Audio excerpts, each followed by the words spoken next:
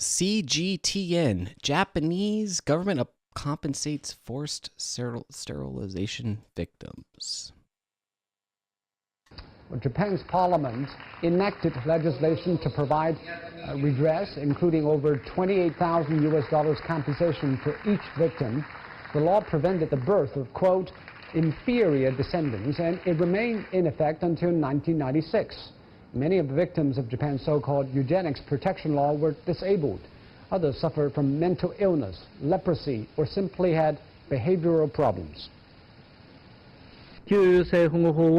As the government which have been implementing the past law, I offer sincere remorse and heartfelt apologies. The government sincerely regrets it and apologizes to the victims. Would that report didn't clearly say? Also, 28,000, that seemed very low, Yes. given what happened. The apology and the redress of the law followed a series of lawsuits by victims who came forward recently after breaking decades of silence, Time was reporting. That prompted lawmakers from both ruling and opposition parties to draft a compensation package to make amends for the victims. The plaintiffs are seeking about 30 million yen each, $268,000, in growing legal actions that are spreading around the country, saying the government's implementation of the law violated the victims' right to self-determination, reproductive health, and equality. They say the government redress measures are too small for their suffering. In addition to the forced sterilizations, more than 8,000 others were sterilized with consent, though likely under pressure, while nearly 60,000 women had abortions because of hereditary illnesses, according to Japan Federation and bar associations. Among them were 10,000 leprosy patients. Who've been. That's interesting. I had no idea that Japan was into forced sterilization. Yeah. But wait, so the video conversion was wrong? Since your 268,000 was correct. That was weird how they had that. I don't know which one's right. Well, I just asked Google, and it's 268. Interesting. Yeah. So the video was wrong? Yeah. How was the video was wrong? It's from a Japanese news source. But yeah, that was really shocking, actually. I had no idea this occurred. Yeah. But I also wonder, too, when you're thinking about ethics, this relates back to CRISPR and... Ethics in science. Yeah. Ethics in science. I think some people in the chat wanted to talk about that, so we'll have a follow-up. If you have input, ask@healthytalkshow.com. Yep. Forbes, glyphosate. Glyphosate. The multiplicity of truth and the fallibility of science. If science is our holy grail to truth, what happens when science finds conflicting truths? And who gets to decide which truth is true? Over the past several years, scientists at the World Health Organization and University of Washington, among others, have singled out a popular herbicide found in Roundup weed killer as likely contributing to cancer. In the exact words of the WHO, glyphosate, right? Glyphosate was found to be probably carcinogenic to humans. University of Washington researchers went a step further this past February, concluding in a published report, glyphosate increased risk of lymphoma by 41%. As reported by NPR, Bayer-owned Monsanto insists the product is safe, and some scientists agree. Dr. Steven Salzberg is one of them. He's a distinguished biomedical engineer professor at Johns Hopkins, as well as Forbes contributor. In a February article, he referred to a 2017 study in the Journal of National Cancer Institute. It found that no association was apparent between glyphosate and solid tumors or lymphoid malignancies overall. I learned that from jury duty, including NHL. Other studies, too, conducted by reputable scientists and published in distinguished journals, have come out on Monsanto's side. So who's right? I have no idea. This ties in just to the broader problem of doing science and, trying to interpret this data. Because sometimes when you set up these experiments, maybe you don't have all the factors accounted for, so then you don't really have the true picture. Or other studies, so we kind of joked at that science conference even how these studies are done in mice. Yes. So you might have short-term studies done in some other species.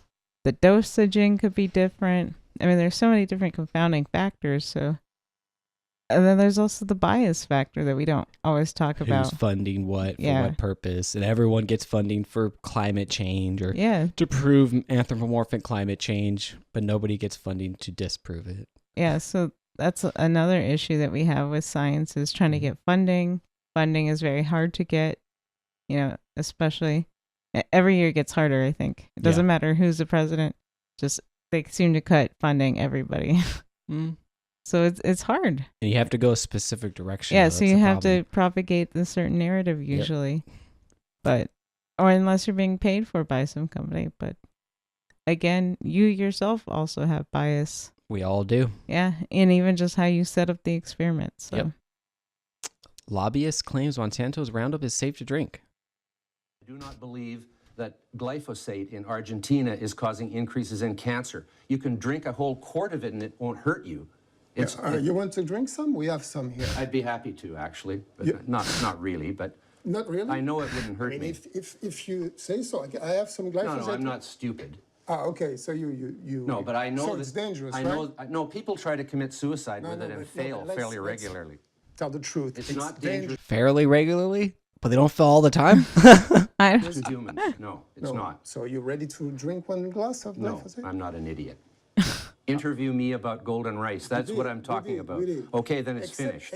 Then the interview is finished. Dang. That's a good way to solve things. Yeah. You're a complete jerk. Wow. It was a pretty jerk move on the interviewer's part. It was freaking hilarious. Hilarious. But why did he say he was going to drink it? Yeah, why? Put your money where your mouth is. Yeah. Here we go.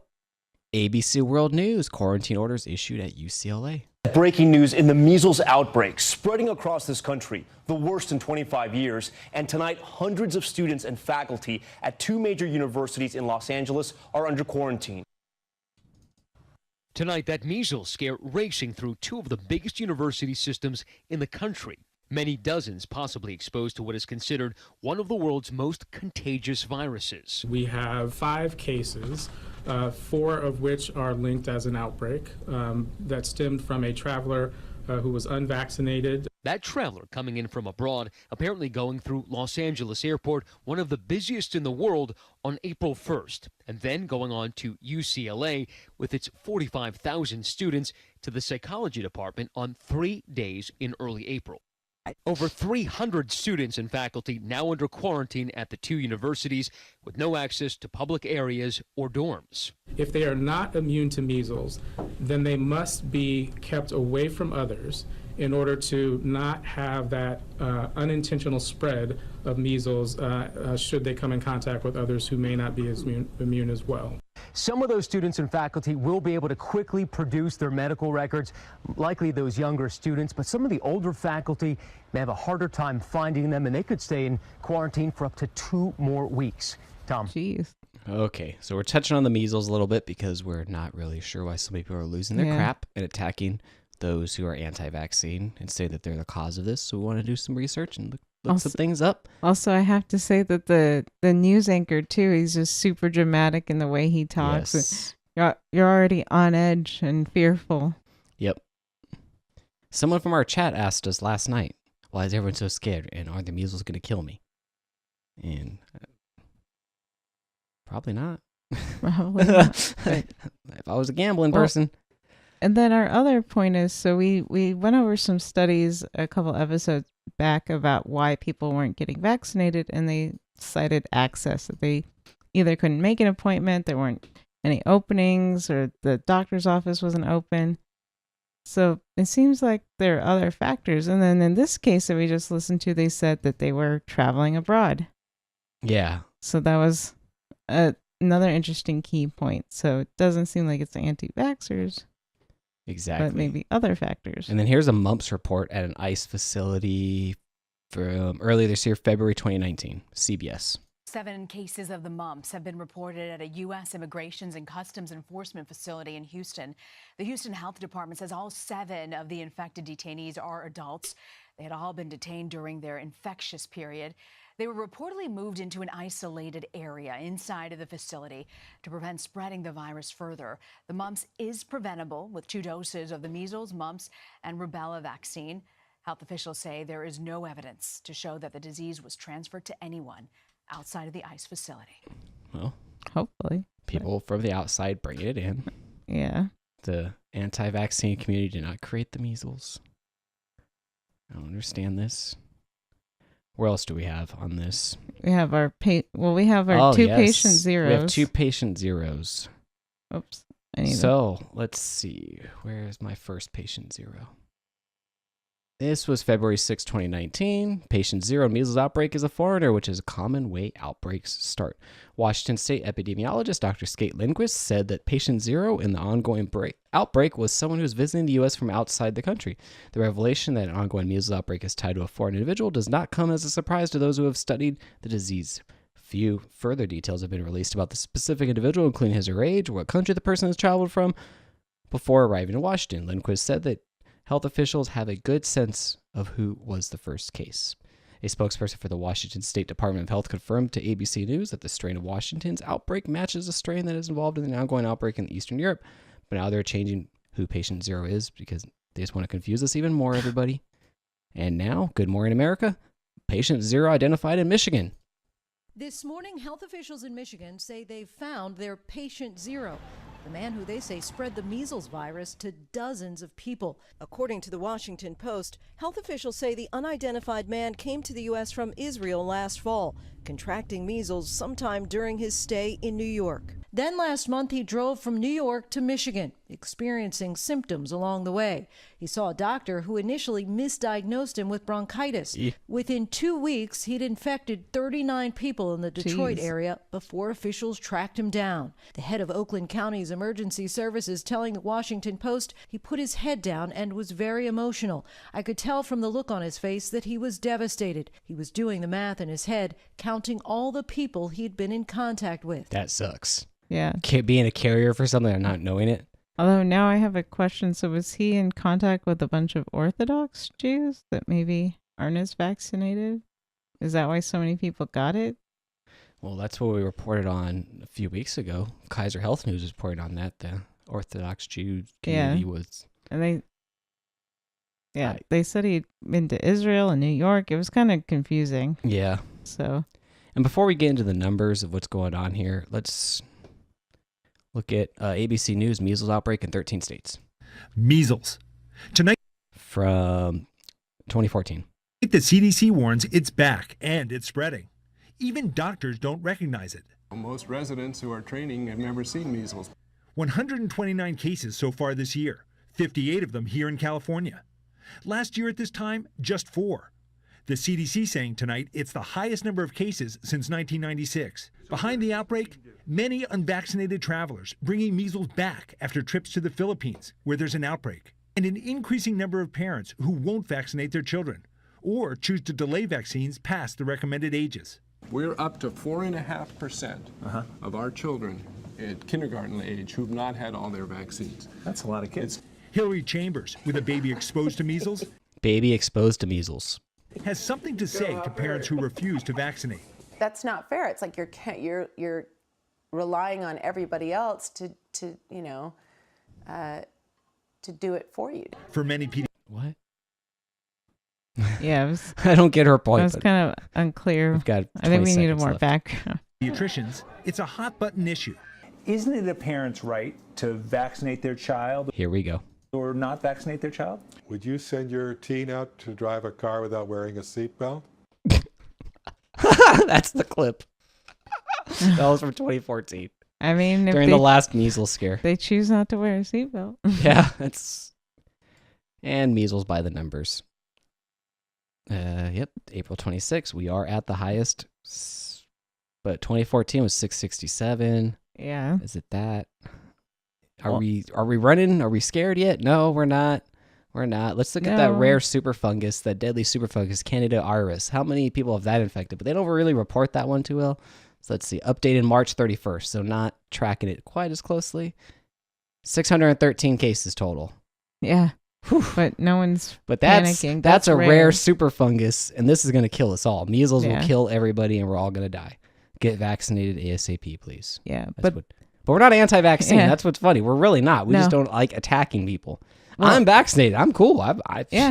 It's all good. I'm not going to go blast people for not being vaccinated. Yeah. Well, I think you're going to bring up some stats about how the whole world is having a measles outbreak. Oh, yeah. So it makes sense if World Health Organization. If you're traveling, then you probably want to get the shot. And same with people entering our country. Yes. Should, vaccinate, maybe quarantine if they're... Well, that brings up an interesting point. Because some people are thinking that it's all foreigners coming into this country. That's what's causing these outbreaks. Some people think that. It could be. So we're asking why. But we're just gonna blame. Yeah. We're just gonna blame not people who don't vaccinate. That's just the easy. Let's just blame them. They're an easy target. Let's just blame them. Jenny McCarthy. Let's blame her. Yeah, and we really haven't seen evidence yet to back it. And if anyone has any, ask at healthytalkshow.com. Yeah, please send it on over. I want to look at it. Yeah, or Healthy Talk Show. Drop the W on Instagram and Twitter. Twitter. Because people just keep claiming this. But yeah, I hear people talk, but I can't find anything. World Health Organization, measles. While measles deaths have decreased by 84% worldwide in recent years, from 550,000 deaths in 2000 to 89,000 in 2016, measles is still very common in many developing countries, particularly in parts of Africa and Asia. An estimated 7 million people were affected by measles in 2016. The overwhelming majority, more than 95% of measles deaths, occur in countries with low per capita incomes and weak health infrastructures. Many countries are in the midst of a sizable measles outbreak, with all regions of the world experiencing sustainable raises in cases.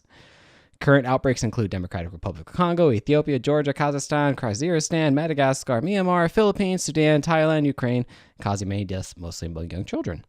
Over recent months, spikes in cases and numbers also occurred in countries with high overall vaccination coverage, including the United States of America, as well as Israel, Thailand, and Tunisia, as diseases spread fast among clusters of unvaccinated people. That's what the World Health Organization says. Oh, another stat. So we talk a lot about herd immunity. And I don't know, because if you look up, people generally say that to contain measles, you need about 90 to 95% for herd immunity. And right away, the graphs, if the population drops below 95%, it's just red, panic. So they keep spreading this message of fear. And, there might be some, leeway. And we're not at the panic stage yet, is what I'm trying to say. We're not there yet. Yeah. But if you want to keep filling the airwaves with all this fear mongering and not focus on real issues. Right. And instead of actually trying to find the cause, if it's coming in from all these foreigners, then we need to find an actual solution. Exactly. I have no idea what that is. I'm not sure either. I mean, definitely starting with just you personally, if you're going to travel, make sure you're up to date on your shots. Mm-hmm. Consult your doctor. Yeah. But I would also say it sounds like they're trying to just have an excuse for censorship. Yeah, I mean, and that's what it is. If you look at it, there's lots of censorship against the anti-vaccine crowds. All of these crowdfunding Kickstarter, Indiegogo, they're all removing them. They're all saying we are taking a firm stance against that stuff. Blah blah blah blah blah. Yeah, and if you look at those anti-vax websites, I don't know that anybody listens to them. They're all really crazy and really out there. But it's the chat. Weird. I mean, from having no reported cases to what we have now. Well, look again. Reported cases. 2011, 220. Okay. 2013, 187. 2014, 667. It's not something that was ever gone. Yeah. It's just, it lingers. I don't know. I'm not afraid. I agree with the chat. I'm also more scared of the Candida auris fungus. Yes, the rare deadly super fungus that there is no vaccination available for. That's scary. What do we think? Thanks for tuning in. If you found value and useful information in the show, please support the show by emailing us at askhealthytalkshow.com, leaving us a voicemail 509-878-3229, or supporting us financially over at healthytalkshow.com/support. We'd love to hear from you. Thanks again. Love and light. Love and light. Thank you so much for watching. For more Healthy Talk Show, please consider subscribing to our podcast over at healthytalkshow.com/subscribe. It's free. Twitter and Instagram at Healthy Talk Show, drop the W. We record the podcast live Mondays at 8 p.m. Pacific Standard Time over at healthytalkshow.com/live. Love and light.